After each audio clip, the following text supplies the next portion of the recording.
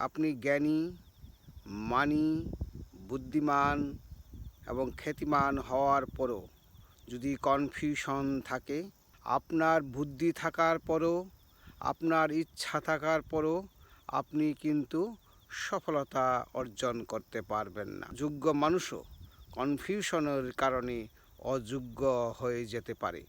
একজন সম্মানী মানুষও অসম্মানী হয়ে যেতে পারে।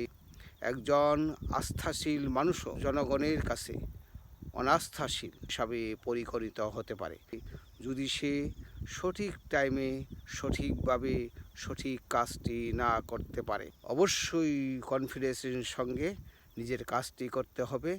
কি করি না করি এমন অবস্থা থেকে যতদূর সম্ভব এড়িয়ে চলতে হবে এবং বলতে হবে yes I can do, yes we can do, then really we can do.